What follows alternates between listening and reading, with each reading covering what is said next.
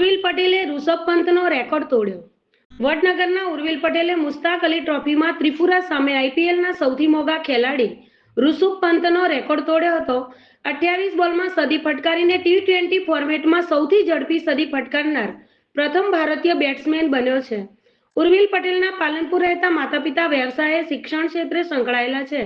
ઉર્વિલે માત્ર 6 વર્ષની ઉંમરે ક્રિકેટ ક્ષેત્રે પોતાની કારકિર્દી બનાવવાની શરૂઆત કરી હતી અને વિજય હજારે લિસ્ટે ટુર્નામેન્ટમાં અરુણાચલ પ્રદેશ સામે 41 બોલમાં 16 રન અણનમ બનાવીને યુસુફ પઠાણના રેકોર્ડની બરાબરી કરી હતી. તેમજ કિરણ મોરે ટી20 લીગમાં 66 બોલમાં 182નો નવો રેકોર્ડ પણ ઉર્વિલ નામે છે.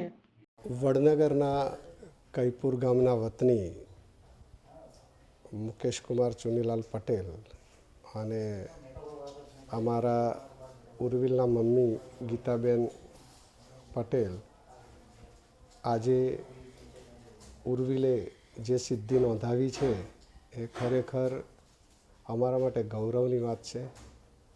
ઉર્વિલે માત્ર 6 વર્ષની ઉંમરે ક્રિકેટની શરૂઆત કરી. Baroda state under 14, under 16, under 19, India under 19 world કપની ટીમમાં પણ એમની પસંદગી થઈ હતી.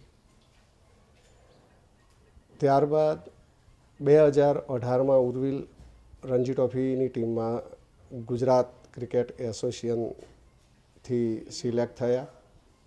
ગયા વર્ષે 27 નવેમ્બર વિજય હજારે ટ્રોફીમાં ઉર્વિલે 41 બોલમાં 100 રન કરી દેશના બીજા ભારતીય ક્રિકેટર બન્યા.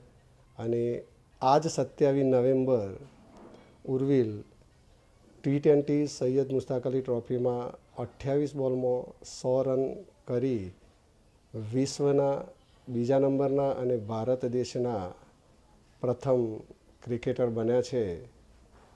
આજે આ સિદ્ધિ એ શું કલ્પના કરી શકીએ. અમારો પરિવાર ખૂબ આ સિદ્ધિને લઈને આનંદમાં છે.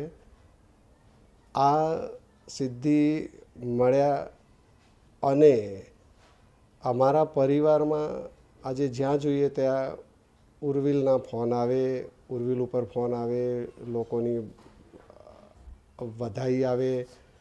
ખરેખર ઉર્વિલને જે મીડિયાના માધ્યમથી ખૂબ આગળ વધવાનો મોકો મળ્યો છે એવા સરકારશ્રી તરફથી પણ અમે એમના આભારી છીએ. ખૂબ આ મેસેજ અમારા માનનીય નરેન્દ્રભાઈ મોદી સાહેબ જો સાંભળશે તો અમને પણ ગર્વની લાગણી અનુભવ થશે અને અમે પણ ખૂબ આનંદિત થઈશું. માનનીય મોદી સાહેબના ગામના વતની છીએ. બસ એનાથી વિશે શું હોઈ શકે. આજે ઉર્વિલે દુનિયામાં નામ રોશન કર્યું છે અને ભારત દેશનું ગૌરવ વધાર્યું છે. આગામી સિઝનમાં ઉર્વિલને ઇન્ડિયાની ટીમમાં રમતો જોવાની એક અંદરથી લાગણી છે અને ચોક્કસ મારો ઉર્વિલ આઈપીએલની ટીમમાં અને ઇન્ડિયાની ટીમમાં નેતૃત્વ કરશે.